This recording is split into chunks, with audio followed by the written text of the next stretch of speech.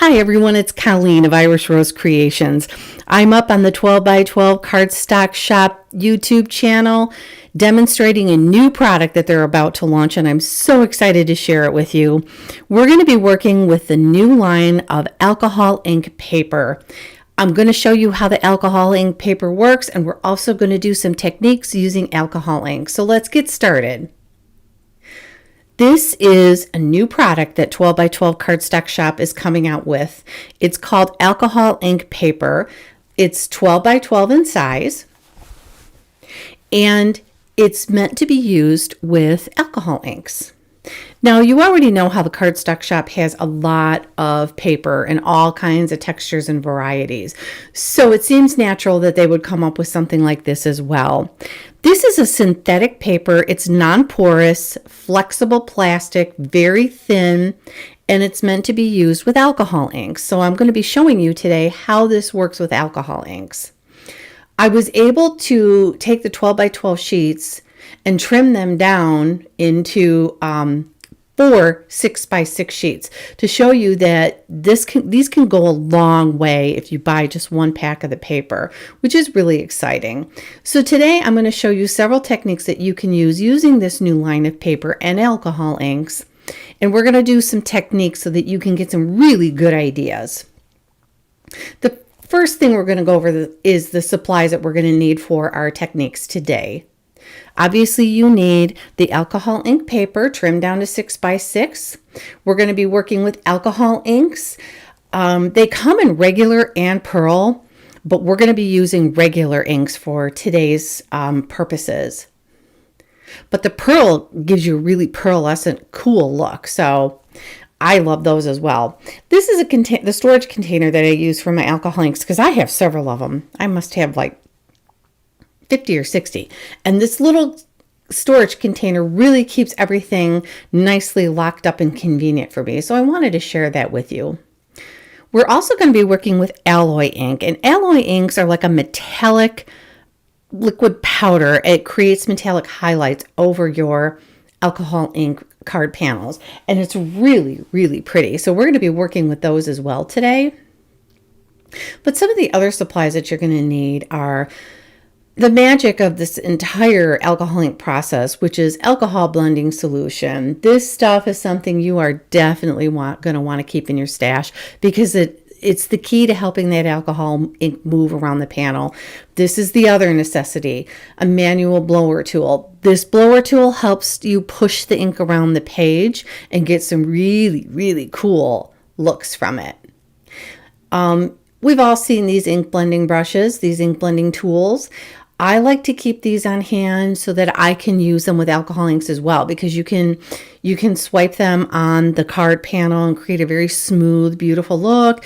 You can add texture with it. There's a lot of things you can do with it. So I think it's good to have those on hand as well. And then also we're going to be working with cotton balls. Cotton balls are very inexpensive and easy to come by, but I really love the technique and the texture that you get when you use cotton balls on your alcohol card panels. I do recommend that you use latex gloves. It's not necessary, but you are going to get inky and messy, and the latex gloves protect your hands. And then we're also going to be using a sanding tool for a certain technique with embossing folders, so we're going to need that as well. And there's our alcohol ink paper, and then finally this beauty, alcohol lift ink. This makes an awesome alcohol lift technique that we're going to go over today. So I recommend you get that as part of your stash as well when you start to get everything you need. So now that we have everything on hand, let's go over the first technique, which is a direct to paper application and then a smushing technique. This is so much fun. So first we're going to be working with 3 alcohol inks, Boysenberry, Peach Bellini, and Sunshine Yellow. These are so pretty together. And then we're also going to be working with some, you're seeing the gold alloy ink, but we're going to end up using silver. Our blowing tool, and then of course our ink blending solution.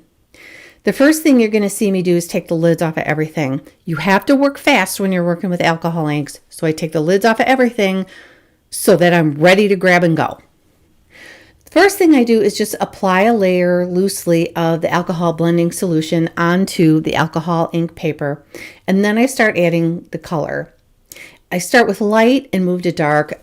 You can add all the color at once, or you can do one at a time. So for this purpose, I'm going to show you how to do it one at a time so that you can see how the ink moves around the page. So if you're not familiar with alcohol inks, you can see here how they work.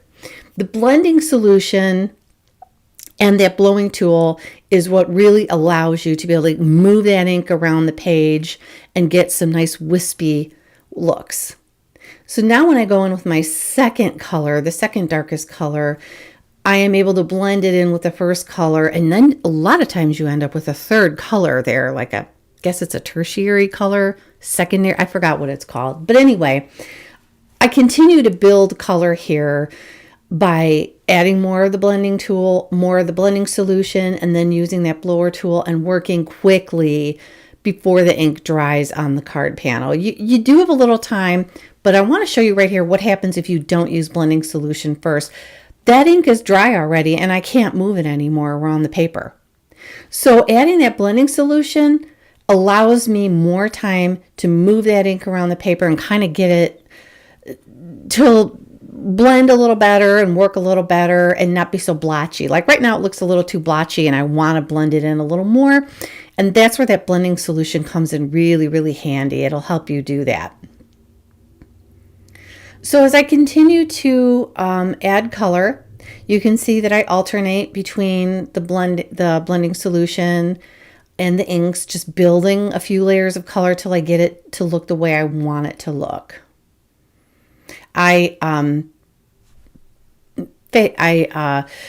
made the video a little bit faster so that you wouldn't get bored watching me add layer after layer, because I think you get the concept of how these alcohol inks work. And there are tons of videos that can show you how to use alcohol inks. And I will link some of the videos in the description box so that you have some reference points for you to learn a lot more about them if you're not familiar with them. So I have the basic done here, and now I'm going to show you the ink smooshing technique. This is awesome, you guys. So now I take another blank 6x6 sheet of the alcohol ink paper, add some of the alcohol ink blending solution, and slap that piece of paper right over the other one and sandwich them together. When you take them apart, wham, you got 2 sheets of alcohol ink covered sheets. 2 for 1, baby. And now you see me going back in with the tool, the blowing tool, working very quickly before that alcohol dries to try to add, just to move it around a little bit more so that you don't have pools and blobs. You have more of the wispy effect that I'm kind of looking for here. Now I'm going in with that alloy, and you can see how that alloy just sits right on the top of the alcohol ink. So you've got to work on that a little bit. There's different ways that you can apply it. You can apply it like I did, direct to paper. You can put some on your work surface and then grab a paintbrush and splatter it on, but you do have to work a little bit to move that alloy around. But the end result is so, so beautiful. Now see, you can see here I've got 2 card panels completely finished, ready to go to make a card. It was that simple. Next, we're going to talk about how you can add more texture and interest to your alcohol ink backgrounds. So now I'm going in with 3 different colors that I am using, which is Wild Plum, Boysenberry, and Monsoon. This is also a really pretty color combination. It's pretty bold as well. And then more of the silver alloy ink. I guess I default to silver, but I really like silver metallic. It's very pretty. And then I've got the blending solution, the blowing tool, and my glove, this time only 1 glove. And now I have a cotton ball because we're going to use the cotton ball to add texture. So just like with the first card panel I worked on, I am going in and adding 1 layer of color at a time, starting from light to dark. I start by adding a layer of the alcohol blending solution on the alcohol ink paper. Then I apply the color, wisp it around with that blending tool, and then I begin to add more of the colors. Now, if you look carefully, you'll see the 3rd color of purple coming in here, see? And that's a cool, like, bonus of using these colors together. These seem to be like a very pretty summery blend of color, and I really, really love them. So you can see how sometimes it can get very blobby, and that blending solution can really help kind of thin it out and give you more wisps and not so many blobs. So now this panel is done. Now I'm going to take my cotton ball. I'm going to add the alcohol blending solution on it, and I'm going to dab that cotton ball right on the panel. Now, right away, I noticed I did not add enough of the blending solution because the cotton ball was sticking to the alcohol ink, which was still a little wet. So I saturated it more. And as I'm dabbing on the paper, you're going to start to see the effect of it. Like you're going to see little circles forming, and it's going to be really cool. It's kind of a magical thing. All of a sudden, you're going to start seeing it pop up, and you're going to get a completely different look to your card panel. Can you see the little circles starting to form on there and how cool that looks? So what you're basically doing is you're removing some of that color, but you're getting a really, really cool technique, just a really cool texture to it. I decided I was also going to add the alloy with a cotton ball this time rather than direct to paper to see what kind of a look I would get with this. And I ended up liking it. And again, you could also put the alloy directly on your glass media mat, grab it with a paintbrush, and splatter it on there as well. So look how beautiful that turned out. Oh, that is lovely. The next technique, this is fun. It's the alcohol lift technique. This is where you need this alcohol lift ink pad. So what I did was I grabbed a card panel that I had done where the alcohol ink was pretty dry, and then a stamp that I had on hand that I thought was really pretty. It's just a scripted stamp, but I thought this is a good example of something you can use for the alcohol lift technique. You're going to add that alcohol lift ink pad right over the stamp. It's a bit different. You don't really see it being added to the stamp like you would a colored stamp or embossing pad, but you are getting ink on there. But I do add a lot of ink to make sure that it's well saturated. And then when I'm done, now I'm going to stamp it like you would always do. The key with this, though, is that I hold the stamp in place for a while to make sure that that ink is being lifted up off that panel. So you're going to see me do what Tim Holtz calls stamping CPR here. It almost looks violent. I mean, I'm like really going to town here, but I want to make sure I hold that stamp in place for a while to make sure that that ink does lift off of the card panel, and it's going to transfer onto that stamp. And you're going to see what I mean in a minute. Now, it's hard to see in the beginning. You can see that the ink has lifted off of that card panel, and I will show you a close-up of that a bit later. But this is another technique where you got to work fast before the ink dries. So right away, I take that card panel off and I put another clean alcohol ink paper on there, and I'm going to stamp the image onto that, and you're going to see what happens when it's done. It is awesome. Again, I'm doing a little stamping CPR. But look at that. The ink has transferred onto that card panel, and it is so, so beautiful. And you can see, if you look closely on this piece, you can see that the ink that has lifted, and it gives a really cool, subtle texture to it. Now I decided to go in with a second stamp, a floral stamp, and another alcohol ink card panel, and I'm going to do the same technique. I'm going to apply the alcohol lift ink, and then I'm going to stamp it on there just like I did with the other one. And you're going to see what I end up doing here, and I think it's such a cool thing. So again, I'm back to the stamping CPR where I'm getting pretty violent in making sure that the ink transfers. I probably didn't need to be this like diligent, but I just wanted to make sure that the process worked. You're not going to see anything on here because that's such a busy card panel, but wait till you see what happens here when I stamp this image. I'm stamping it over the other card panel that I had just stamped that had the wording on it, and look at that. That is incredible, and it's absolutely beautiful. So this is another technique that you can get to get a lot of use out of your alcohol inks. Finally, we're going to talk about an emboss and sand technique. This is really fun. I took an embossing folder that I had, and I embossed one of my alcohol ink card panels, making sure that the ink was dry before I embossed it. So I have the embossed image, and you can't really see the raised image very well because it's such a busy background. But I'm going to take this sanding tool and I'm going to remove the color off of the raised images, and wait till you see the end result. So you have to be careful when you're doing this. Kind of take your time, make sure that you transfer the sides and use clean sides to your sanding tool so that you're sure that you're removing the ink and not adding it back onto the card panel. And the end result of this is just so incredible, and it's such an easy technique.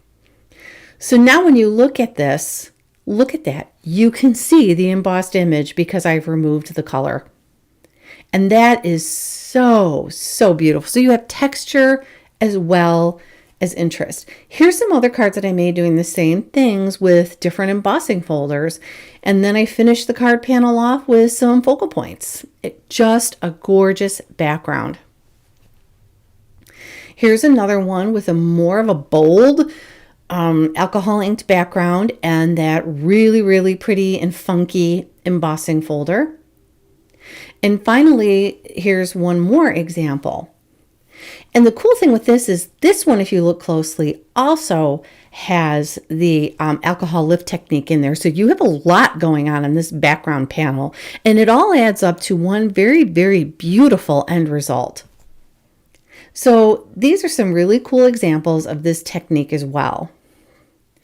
Now I'm going to show you some of the finished cards that I made using some of the techniques that we went through today. Here's a card that I created using the alcohol lift technique, which was it's just such a delicate and beautiful card. That's one of my favorite cards. Here's another card panel using the alcohol lift technique. Turned out very, very beautiful with the calligraphy and the flower. This is a panel where I had lifted the ink off of it so you can see that outline, but I wanted to show you this panel because this is the panel where I used the ink blending tool with some alcohol ink and went directly over the paper, and look at the really smooth finish that you get with the alcohol ink. And I just want to show you this because there's so many ways that you can use this alcohol ink. This is similar to the other one, only instead of an ink blending tool, I used a paintbrush. And I painted the color on like that, so you kind of get a bit of an ombre look to this. And then I did the alcohol lift technique to add some interest to the card panel as well. I really love how that turned out. Now I wanted to show you that not only can you use alcohol inks with this alcohol ink paper, but you can use distress inks and distress oxide inks, which was very exciting to me.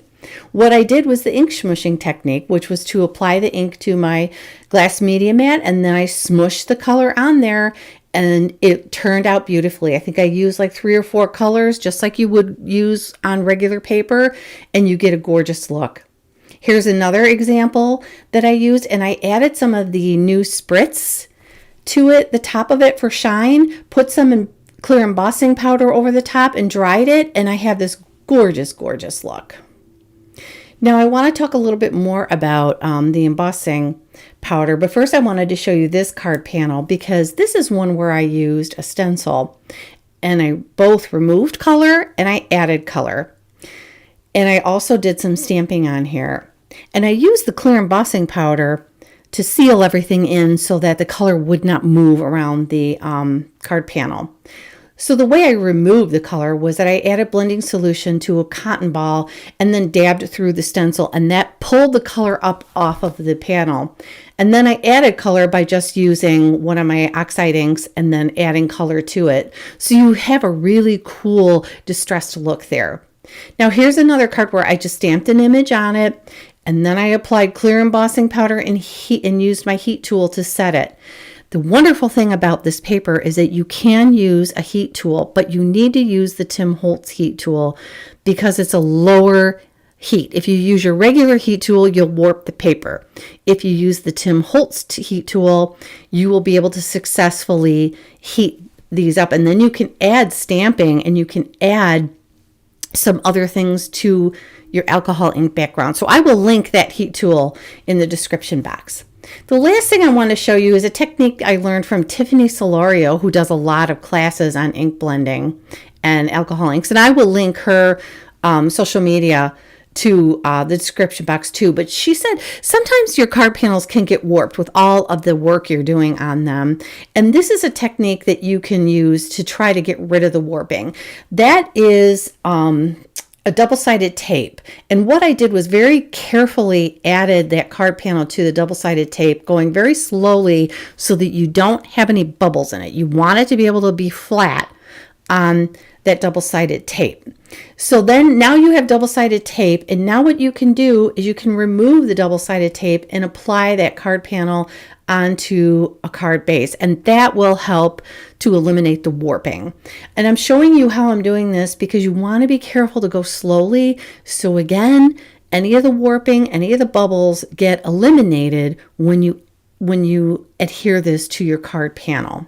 So I'm just going slowly and removing the backing to make sure that that card panel will end up being flat on the card base.